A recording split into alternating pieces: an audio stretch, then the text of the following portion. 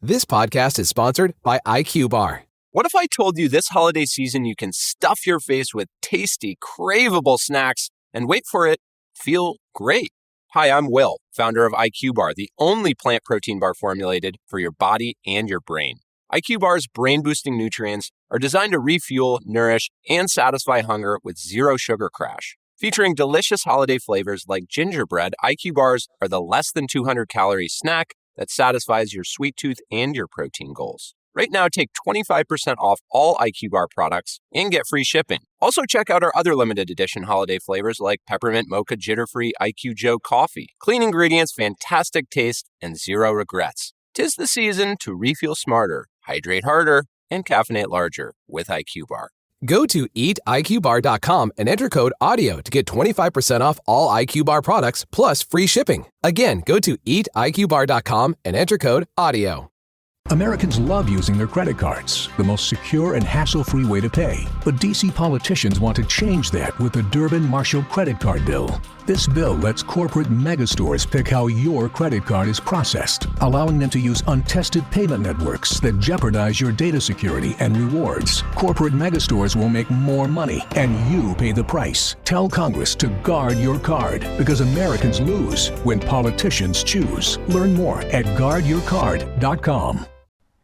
Welcome. This is Keeping It Real on Purpose. And I am your host, Edna White, the podcast where we come together with real talk about real issues and struggles in life, relationships, and in business on purpose. Today, our guest is none other than the amazing Elle Burkhart. She is a business owner, an author, a podcast host, and a life coach. Welcome to Keeping It Real on Purpose, Elle. Thank you. I'm so glad to be here with you. You're welcome. So the audience and I are really interested in knowing, how do you show up in the world? Right now, I'm showing up in the world as an empowered, independent woman. And I can say that proudly because that's not who I was for many, many years. Oh, so when you say independent, share with me and my audience, what does independent mean to you? It means to me that I am finally in the driver's seat of my own life. Oh, I like that. I spent most of my life riding shotgun and letting other people determine the course. Wow, that's good. And seeking validation from other people, turning to them to help me try to figure out who I am. Okay. So I did not have a very strong sense of self growing up. I was outgoing, so I think I fooled a lot of people because of my personality. But inside, I was not confident in who I was. Oh, that's good. And that led me to struggling quite a bit, and I ended up married and starting my family while I was still in college. Proceeded to be a stay-at-home mom, which was awesome. I loved that. I raised 3 boys, and I did that for 25 years, and it was an unhealthy relationship from the beginning. Right. But I powered through and basically spent those 25 years swinging on a pendulum between feeling powerless and then trying to be powerful. Right. And neither one of those worked well for me. No. And I think that we all as women, and most of my audience are women, and excuse me, some of the men that do listen, I think it's the 23%, please excuse me.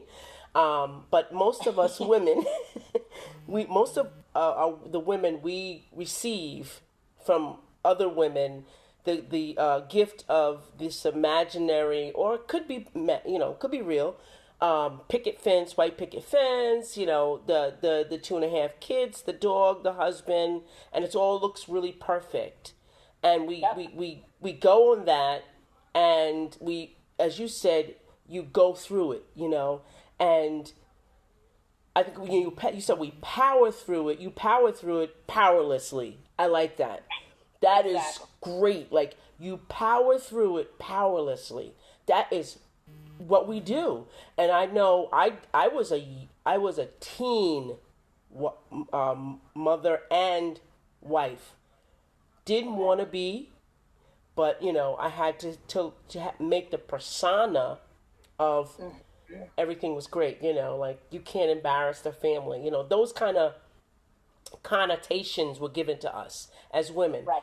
How do you come out of that? And your what you've done for yourself, can you share with me and the audience how you came out of that? Yeah, so over the years, my three boys obviously were growing up and they were going out on their own and, leaving for school and figuring out their own path in life. And as my youngest one was starting to approach the same thing, I really started to realize that I needed to kind of figure something out for myself. So I started working with a company that really emphasized personal development. And I, for the first time, felt a confidence in myself that I feel like I can show up in the world outside of the bubble of my own family and provide some value. Yeah. And so that was the spark. And the day after our 25th wedding anniversary, we decided to part ways and call it quits. Yeah. And it was the same year we were empty nesting. So I had a double whammy right there. Yeah, and that empty nester thing is real. Oh, yes. It is so real. Home moms. Yeah, it is so real. I know in real estate we use empty nesters as, residences being sold and downsizing. But when I started really delving into it and when I started experiencing myself, I was crying. I was like tired and listless. I don't have anything to do. It was horrible.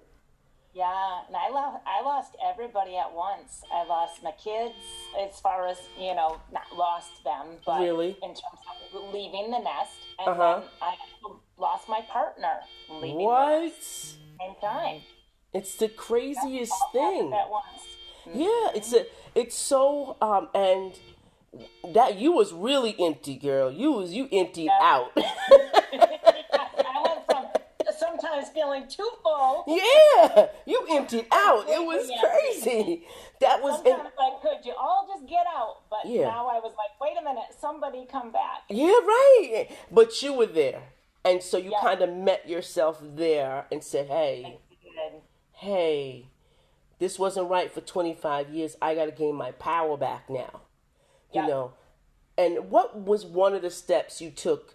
And it's so apropos that it was your day after your 25th anniversary. Yeah. What step did you even take within your mind to move forward like that? I just knew that if I stayed where I wasn't going to grow. And that meant I was going to wallow. And I could not spend the rest of my life fathoming just being in that wallowing state. Wow. And I did it for a while. Like I took some time and I gave myself grace. Right. One of the things I did while I was in the thick of it was I told myself no 2 bad days in a row. So if something hit me from one aspect that I was dealing with or another, and it hit me hard, I gave myself permission to feel all the feels. Sometimes in the morning while my son was still home, I'd get up out of bed, he'd go to school, I'd go back to bed, and then 10 minutes before he was due to come home, I'd quick get up, jump in the shower, and make it seem like I had been having a perfectly normal day. But I had spent the whole day in bed crying and wallowing and trying to figure out what on earth I was going to do with myself. But then the next day, I would not let myself do that again because I knew I would spiral into a really bad pattern. So the next day I was up, I was doing something out of the house, productive, trying to face everything with a little bit more positive light. Yeah.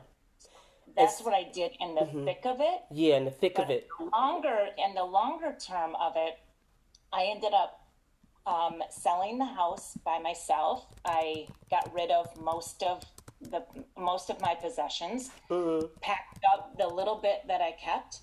I opened up a map and I tried to figure out where in the world I fit.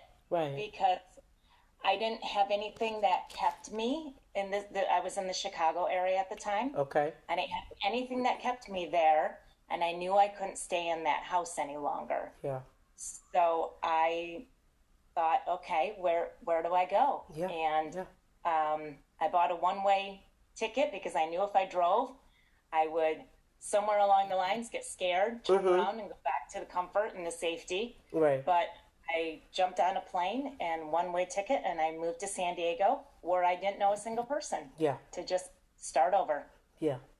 That's good. That's really good. That's empowering to someone to and I keep thinking about to live in power, meaning you were just like powering through things, like moving through things like a mechanic, right? Almost well like a robot. Like, okay, I got to do this, I got to do that. But you were loving to your children, but you just were empty. That emptiness, that empty feeling had to be so deafening. How could you describe it to some women who are even men out there that are in relationships like this? How can you describe it and give hope to that that powerlessness? Well, at the time I didn't realize it, but I was leaning into my natural personal strengths. And that's what helped me. I was just sort of going with the flow, being present in the moment. And I thought, okay, I'm going to move out here. I know the beach is going to be healing for me. Right.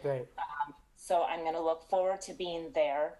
I am going to take it one day at a time and see what ends up unfolding. And if this doesn't work out for me, I'm not anchored here. I can move again if I need to. I can go somewhere else. Oh, that's so brave of you. You're so brave. I'm going to try it for 1 year and see what happens. You're so brave. You're so brave. Oh my goodness, you were so brave. Well, I moved to China and I loved it. Everybody was like, "There's too many people." I was like, I loved it. I just loved it. I'm an international Phoenix because you're a Phoenix. You're USA Phoenix. But I love everything about culture. So I found out that I was so mixed with so many cultures, and that's why I gravitate to that. But you are brave to take that one-way ticket to happiness. I love it. I love it. And the best thing was when I got off the plane, I couldn't get in my apartment yet. I didn't have a car. I just had what was in my suitcase. That was it. And so I took a tram over to the nearest hotel to spend the night there until I could rent a car and get in my place. Right. And I was on this bus with all Southwest employees and just me. I was the only non-airline related person on the bus. And so they were asking me if I was just visiting San Diego. And so I told them my story and they all clapped and cheered and just... That is amazing. Like, okay, this is the warmest welcome. Yeah. I don't know who they are, and to this day, I wish I could thank them because they have no idea how much they impacted me. Oh my gosh. Most people, when they would hear it, would give me the old pat on the, on the leg. Yeah. Oh, I'm so sorry. Yeah. One of those feel sorry for you thing. No. They were like, woohoo, you go, girl. And that's great. And so we can shout out the airline, right? We can shout it out. Yeah. Shout the airline. What's the name of the airline? Southwest. Woohoo! We're going to hashtag that, audience. They really gave you a great upper hand. I'm so glad about that. Everything works for our good. When we start opening up to that and we receptive to that, everything just gravitates to us. We don't have to go looking for it. It just boom. Right. And my core belief, my core strength leads me to believe that everything happens for a reason and it's all meant to be. So I don't live with any regrets. I would not go back and change anything in my life, no matter how difficult some of it was. Right. I I take it from here and I learn. Right. Take I it learn from as I here. grow. Yes. Yeah. I love that. Take it from here. Like when you're acting in it and they say cut, you know, Yeah. I didn't like that part. Exactly. Cut, I didn't like that part. And then you say, take it from here. You know, that's Right? so good. That is so good. I love it. I love it. Cut. I don't like that. Take it from here. I love it. That's From so the top. good. From the top. So good. So good. And you see how the universe gives us so many opportunities like that. Take it from here. You know, cut. Take it from here. I love it. You're gonna make me do a workshop on that. Cut. Take it from here. I love it. I love it. that. Yes, I love it. So I'm So so. there I was, 46 years old. Oh my God! Say that number again. Say that number again. I was 46 and I felt 23. Oh my! The same thing happened at my 46. Really? I felt like I was 23. I got a new body, a new haircut. Yes. It was so empowering to just like, I'm no longer serving that old self. Like, I did what I had to do. I'm not mad at it. I take responsibility for what I take responsibility for. And I think that's the best you could ever do. That's a great point because I really had to dig in and I spent about a year and a half just doing some really deep dive self-work in terms of it's easy to blame other people in our lives for things that happened. But I knew that if I didn't want to fall back into that pattern again and set myself up to be in that situation again, I really had to look at and say, how did I contribute to this? Where were my downfalls? What can I improve on? Right. And where I need to make some changes in myself going forward so that I become an improved version of me. Improved, and not just a recycled old version. Oh, girl, bye. Can't recycle. Listen, you know how we have those jeans in the closet that we're going to fit in, maybe next year. Right. Okay, we can't.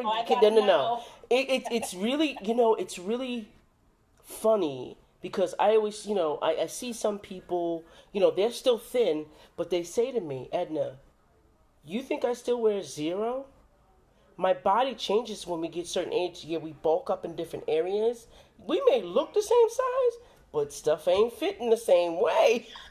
Right. And and that's what I never thought that. Like, and I've always been like,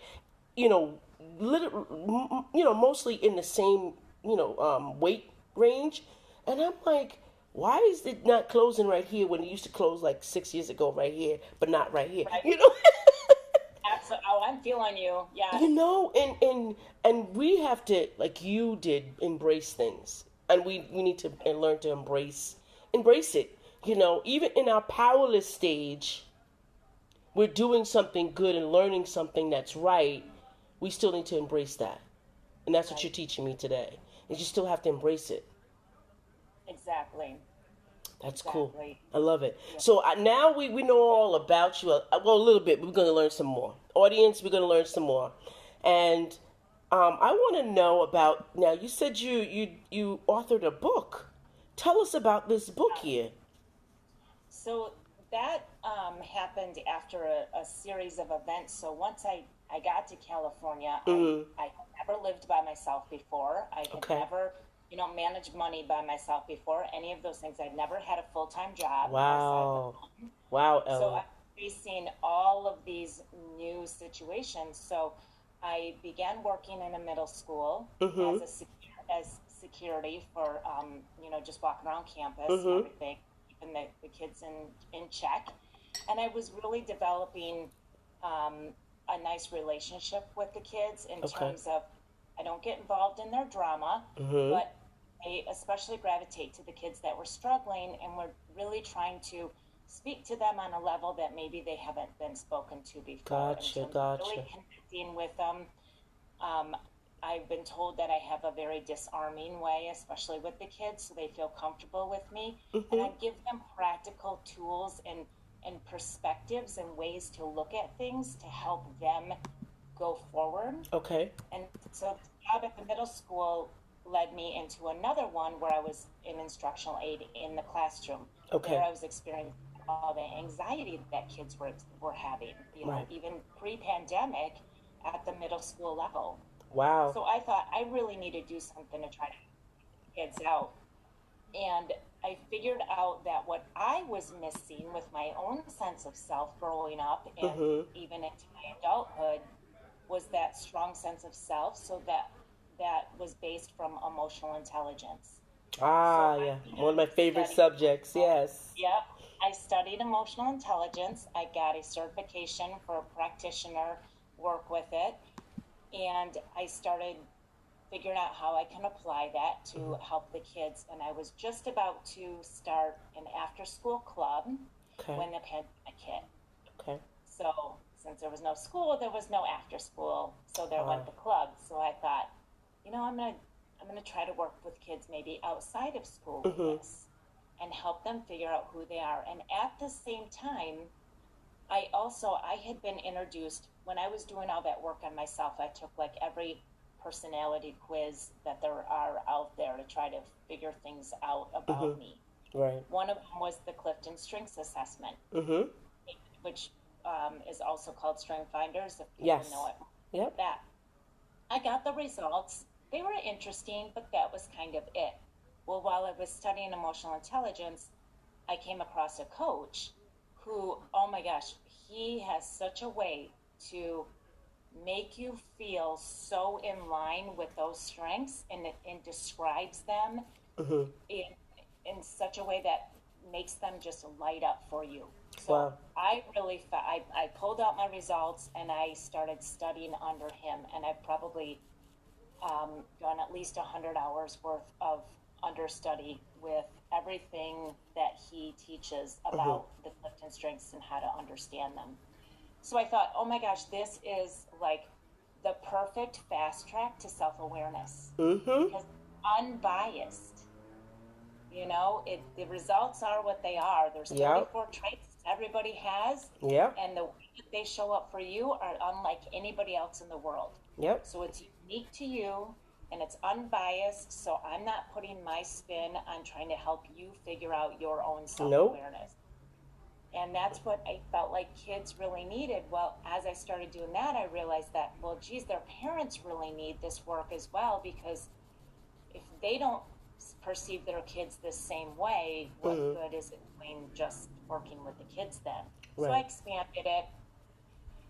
And when we came back to school, the school was given some money for lost learning, so they had a summer program that we could teach a variety of subjects. They didn't just have to be the typical math, science, Right. So I taught a 30-hour curriculum, Feel Empowered Every Day, where I taught my framework to the middle schoolers in the summertime. Excellent. And I noticed in the class, they were taking notes in bullet journal form. Are you familiar with bullet journaling? Absolutely. Yep. So they were doing the doodles and the colors and, all the stuff. And the girls were so excited to show me what they had been working on. And I was so impressed. I had done a little bullet journaling in the past, but I really was inspired by what they were doing with the information that we were seeing. Wow. And I thought, I really want to put this out there for people. And I know that now our attention spans are so short. Yep. Everybody's using a quick scroll. And I'm like, I'm going to go to all this trouble writing this big old book. Nobody's going to want to take the time to read, Yeah, it's true. So I did it in the bullet journal form. Nice. It's vibrant, it's colorful, it's short and to the point. Yeah. There's all kinds of very direct nuggets in there that people of all ages can benefit from. It's perspective, it's interactive, so there's pages on there that you can color and you can fill out and answer different questions. And then I put in a lot of empowerment strategies that you can take with you outside of it and start to apply to your everyday. Oh, that's nice. I like that idea because, well, I'm a bulleter. I love bullet. You don't have to talk to me for hours. Give me, I'm like one, you tell a joke, give me the punchline. Right. Just don't try to explain it to me. I want the punchline, So I've always been like, I wanted the facts all the time. When I was young, like I would tell my mother, she would ask me something, I would always ask her why. So I had to have the bullet points before I had, can you do such and such? Or can you go here? What's the purpose of me doing this? And oh my gosh, you must have analytical help. I am hearing analytical all over you right now. My mother was like, where did I get you from? I was like, you got me from you. I'm just, why? And I would always ask, why? Every class, typing class. Well, why do you do that? Why was this created? And my teachers were like, no one ever asked us why was a typewriter created. Nobody asked us that. I was like, I want to know why. What's the purpose of it? So I can know why I'm doing it here today. And if it's going to be effective for me later on in life. I always thought like that. And that I said this to myself the other day. My healing journey started with journals at 5 years old. Wow. And I have journals from when I was 5. That's amazing. Yeah, and I was a great writer, and I look back at this stuff, what I wrote, and I was like, I don't think I was the child. I think that I was writing from my spirit. I was just writing from my spirit, and which was fresh, clean, and not hindered by anything. But I kept saying, I got a journal. I need a special way, and I know this journaling. I know bullet journaling. Never came to my mind. You had to come to. See, this show is for me, audience. The show is for me, not for you. It's for me. There's plenty to go around. Yeah, yes, plenty. She's sharing. Ellie is sharing a lot of nuggets, and I love what you're doing. I love it, love it, love it, love it, love it, love it. Where can we find this? I want to get it already. I want to get it and get involved. Where can we find this? Is it a journal or a book? It's a book. Okay. It definitely has a lot of information in it. Okay. But it's interactive as well. So you. Love it. Interactive. I like that. Yep, it's both. Yep. Okay. So it's on Amazon. Right. And it's Feel Empowered Everyday Bullet Journal. Oh, I love that. I'm getting that. I'm getting it. I'm going to get it. Now you're making me jealous, so I'm going to have to think about something I want to do in the lines of that. But I love it. I love it. I love it. Love it. Love it. Now I know where to go with my journaling because I was like, I don't want to write. I don't like writing anymore. It's just like, it's bad. Isn't it bad? The writing? Yeah. It's just really bad. So I was like, I need to make it short, sweet, and to the point. There you go. You brought it back to my memory. So anyway. Like I'm a talker, as you can probably tell already. So I thought if I start writing the way I talk. Yes, me too. Girl, we have arthritis. We bring it upon ourselves, okay? Right? I'm like, nobody's gonna want to hear all that.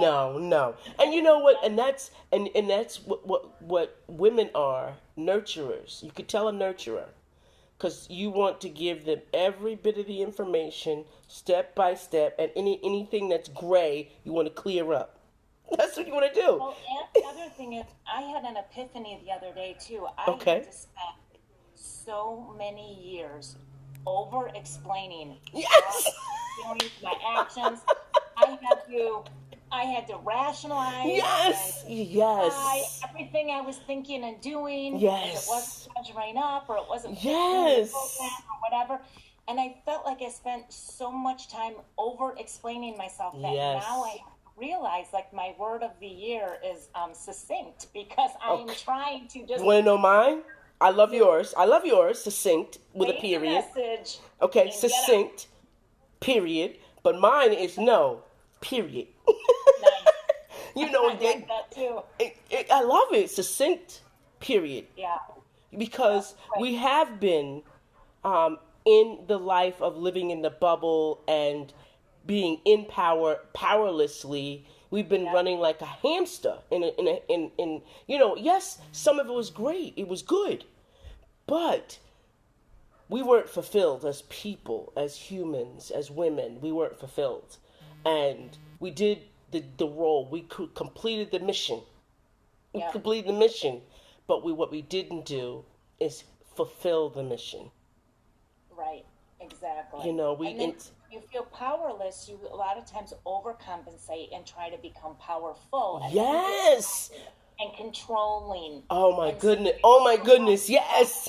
A recovering control. Yes. Because when you can't control yourself and you don't feel like you have control over who you are, you reach out and you try to control everyone else. You. Your children, the grocery store person, the librarian. Everybody gets controlled, okay?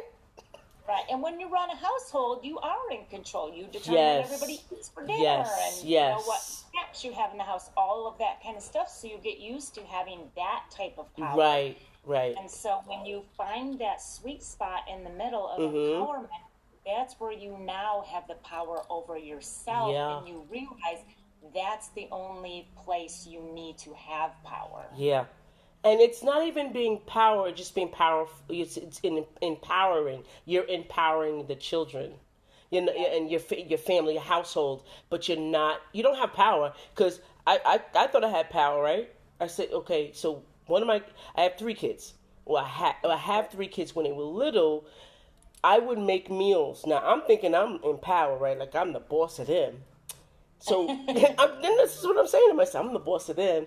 But one didn't like what the others were eating. Guess how many meals I was making? Oh gosh, please don't tell me 3 meals. I was. Oh wow. And I started thinking about it, and so like I wasn't a conventional. At being a black woman, you're I guess it's coerced to believe that soul food is what you're supposed to be cooking. Okay. All right. So my mom was not home enough for me she was always working to learn those skills. I don't know that. I knew how to make a peanut butter and jelly sandwich. I learned how to make macaroni and cheese. And as my children grew, because I was a teen mom, so at 17, 18, 19, my son was 2. So I had to start learning how to cook food. So along the way, I was learning with Betty Crocker and Julia Childs. Okay. Right. Okay. Just back then. Right. That's who and my mom wasn't able to. So I was cooking as what they would say proverbial white food. But I wasn't. I was cooking healthy food. I didn't know it at the time. I wasn't like overspicing everything. I was cooking enough for my children to live. Like they weren't starving, but I cooked, all 3 of them had meals. So I thought I had power. And my youngest son, he's the one that always bringing up these things. Mom, you thought you had power over us? How many meals did you cook? I had to think. And I'm like, oh, y'all hoodwinked me, right? He's like, no, you thought you had power. We were telling you what to do. And literally, I was making 3 meals, but it wasn't difficult. Let me just say that. So one may not have like fish. I would trade it for a hamburger, something like that. Your macaroni and cheese and broccoli, whatever. So I was making 3 meals. But it's really empowering them. We didn't know that we had power over them, but we didn't. We empowered them to be individuals. We really did. If you look at our children, you're like, wow, they're all individuals. They may look similar, and resemble each other, and maybe act like each other sometimes, but they're all individuals. And they're not mini me's. No, they're not mini yous. And I knew that a long time ago. Like he's not, he may be my child, but he's an individual, teaching him how to be his own self and letting him be his own self. Oh, good. And my daughter would fall out and have crying fits, and I would just lay her down and put a blanket down, let her lay down. And my mother's like, you're not going to do anything? I said, for what? I'm going to get tired yelling at her, going, she can cry it out. I don't know what the problem is. And she'll get up. And then once she got up, she'll say what she was mad at the whole time, And okay, but I would. Good to let her feel those emotions. Yes. Amazing. Yes, and my mother would always say to me, why are you letting... I said, because I don't know what else to do. If she's feeling this way, she must be feeling a certain way, so I have to let her feel this way, but I got to make sure she's safe. So I put a little Right. blanket down, pillow down, and just Aw. let her do whatever she does, and she get up, and she told me this, and she's 38 now. She's 38 now, and she's like, Mom, remember when you used to just let me like have my little fits? I said, yeah. She said that made me like be able to express myself more. I don't think I would ever be able to be expressive the way I am now. Like, and she's like 4'8", okay, a whole hot mess. Okay. Yeah, she got the she got the Napoleon syndrome. Okay, all right, Ellie, she got the Napoleons. Okay, so but like we did a great, amazing job, and you ought to be commended for doing what you did.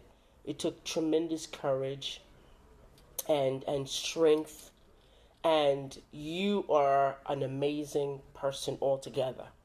And I want to applaud you for that. Like really going through that, you're amazing. And it's a privilege to know you. Same right back to you, especially with the way that you allowed your children to be themselves. Because right now, that's something that so many parents struggle with. Because Yeah, when you see your child cry on the floor like your daughter was doing, that sparks so much anxiety in us parents that we have to stop them because we don't like the way it's making us feel. right. Us feel. Whereas you were letting her be her, Yeah. feel her own feelings, and kept that boundary between Yeah. you was super healthy for both of you. Oh yeah. And I've gotten into a way now of parenting that it's just we're so immersed in our kids that they Right. just parents don't know how to keep that separation anymore, and it's damaging to the parents and the kids. Oh yeah. Oh yeah. I see that a lot with a lot of my clients is that their kids are like really, the smaller children are like taking over, and I'm like, but did you just let them feel like wherever they were, let them feel? They were like, yeah, but I would had to do something. I said, yeah, but it's not on your time. I'm pretty sure if you let them feel what they were feeling and just like let them do whatever, I think that it would be okay, and it'd be less time than you going back and forth and you struggling with this right now. Right? It makes a Yes. big difference. It's a lot of again, control. It's a lot of control, and the reason why I said that we were empowering our children because we made it through, and they're productive, and they're doing the things they need to. If that makes sense. Yep, When you're in absolutely. control, you're not really in control. You're just creating a mess that later on, no one can control. So I think Yeah. that's the difference between what you've done as you're a shiro. You're just a shiro. I mean, you did Wonder Woman for 25 years straight And in a the hard series. part too is I wasn't able to be myself to my kids as much as I wanted to Yeah. because there was that mentality of same page parenting, which Yeah. means you have to do things the way I would do with Yeah. them, and you have to handle situations the way I Yeah. want to handle them. Yeah. And I try to also teach parents and couples we don't have to be on the same page to get to the same place. Nope. I'll take my clients through their strengths, and I'll do a side-by-side comparison of all 34 and say, okay, responsibility is here for you, it's here for you. Yeah. That's what it means for you guys. Right. And I'll do that with all of them and help them understand that, hey, I might approach something like this, and you're going to approach it like that, and guess what? Neither one of us are wrong. Right. It's okay that we go about it another way, and sometimes it's even nice that, wow, look at the balance we're providing for each other to give our kids more of a well-rounded perspective of things too, instead of falling into that we have to be on the same page and do everything and agree on every single little detail of That's stuff. true. That is so true. That's very good. You're really sharing a lot of nuggets with us, and I appreciate that, Ellie. So, you have so much to give, but I want to get to now you being a life coach. And I know you shared a little bit of this. What's the name of your life coaching business, and how do you, what are your main frame of clients? Right, so it's feel empowered every day, and I work with individuals ages 13 and up. I work with couples and parent-child dynamic, parent-teen dynamic, and parent-young adult child dynamic are my favorites. Okay. Newlyweds, retirees, you name it. And but my framework stays the same. I take everybody through that Clifton Strengths Assessment as the self-awareness piece. Okay. And then we go into using that information for a framework that I've come up with that has to do with self-intelligence. Okay. So I really focus on the self-intelligence. To me, is the foundation to build the emotional intelligence and human intelligence, relational intelligence, whatever else there is. Okay. So that involves self-understanding, self-acceptance, self-embracement, and then self-management. So this is where you learn to take all those things you've figured out about yourself and now how do I apply them out into the world and around other people, and then into that self-empowerment piece. Okay. So I often just some people get everything that they need in one session from me. I don't have to do the typical life coaching, 12-week framework or whatever it is. Yeah.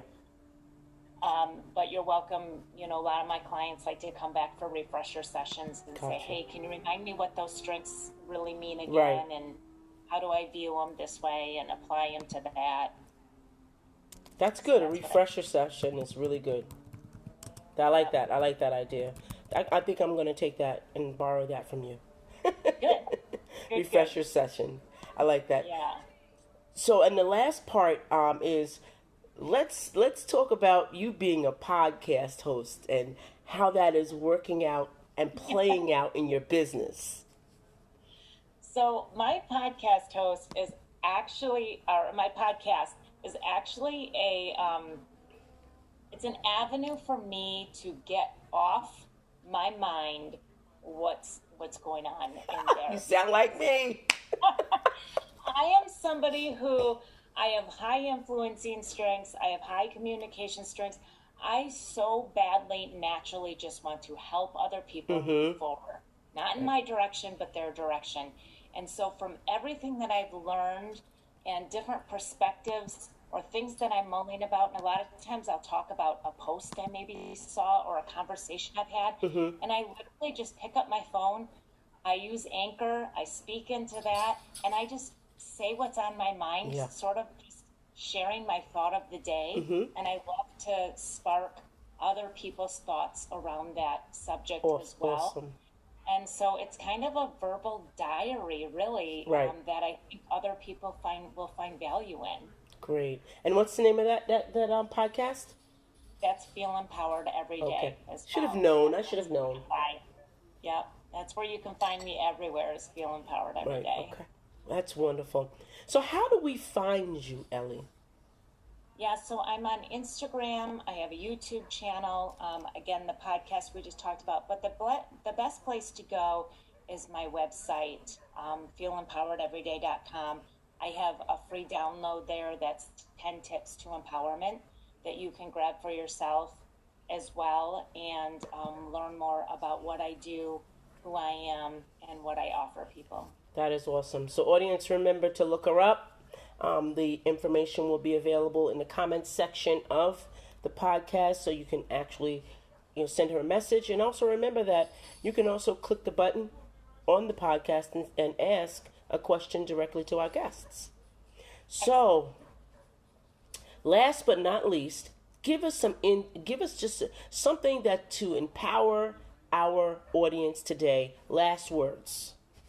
Yeah, just be yourself and embrace that, because it's the best gift that you can give anybody. When you show up thinking that you're supposed to be more like somebody else, that's where things get uncomfortable with people. But when you're your authentic self, that's the best thing that you can do for others. And I also like to tell people to replace expectations with respectations. Yeah, that's beautiful. Just boundaries instead of trying to, like we talked about before, having that control piece. Absolutely. That's beautiful. Well, thank you. And that brings us to the end of the show. Thank you for listening, audience. And if you enjoyed the episode and you'd like to help support the podcast, please share it with others, post it about on social media, and please leave a rating or a review. To catch up the latest with me, your host, Edna White, you can catch me on Facebook, Twitter, Instagram at EJW Coaching. And I want to say thanks again to my guest, Ellie. I'm going to say her name right, Burkhart. Audience always thinks I'm going to say things wrong, but Burkhart, it's easy. And to the audience, thank you for being here today. And we are going to say bye for now. Thank you so much for listening. Bye-bye. Thank you.